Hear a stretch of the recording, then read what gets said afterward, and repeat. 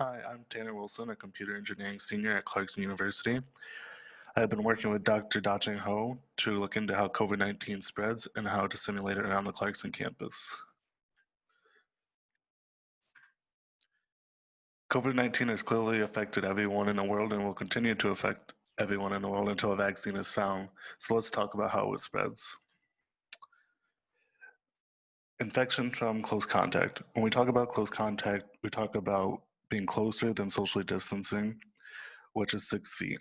Being in close contact with someone who is infected has the greatest chance of you becoming infected because you can easily breathe in infected air droplets. There are two big ways to prevent getting infected this way. One is staying socially distanced, so greater than 6 feet, so that you are far enough away from most air droplets. Another way is to have everyone wear a mask, so if someone is infected, their air droplets do not go as far.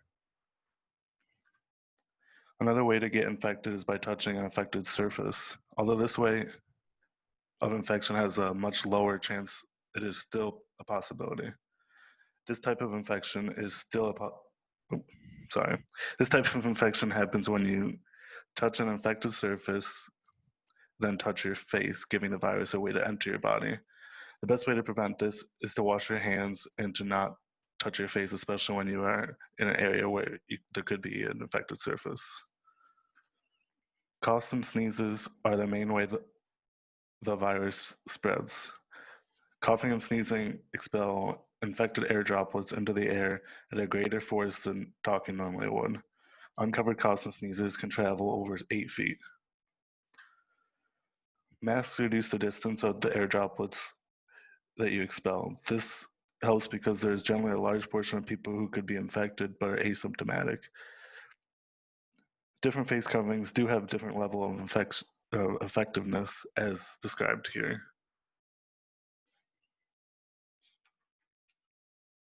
Next, we'll move on to what we were curious about with COVID-19 and what our initial thoughts were. We were curious about what would happen if Clarkson opened following no precautions, as well as what precautions reduced the spread the most. Our initial thoughts were that if Clarkson opened without following any precautions, that almost the whole campus would become infected throughout one semester. We also thought that social distancing and masks would help the most due to the way the virus spreads. Now we'll talk about how we went about testing this. We decided to create a simulation of the Clarkson campus because it seemed to be the best and clearly the safest way to test what would happen. We wanted to create multiple scenarios to test our questions and to see what precautions helped the most.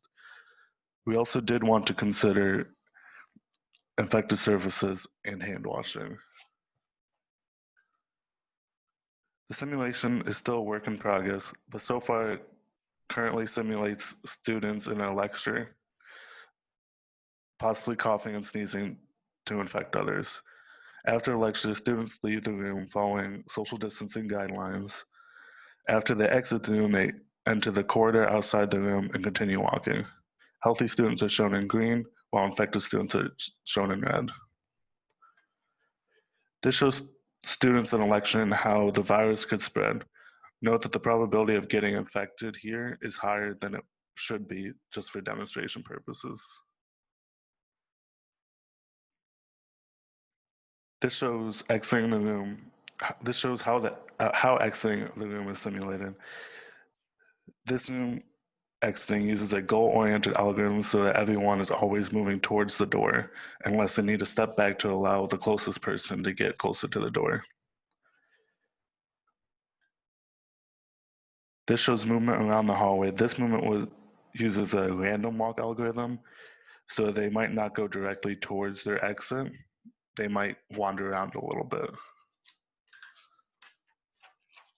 Conclusion is that COVID-19 can become a real threat if we do not take the appropriate precautions. Also, it is very clear that the room capacity is going to be much lower than the expected 50%. It will be more closely to 30 to 40% in order to follow social distancing guidelines. If you have any questions, you should be able to post them and I will try to answer them as quickly as possible.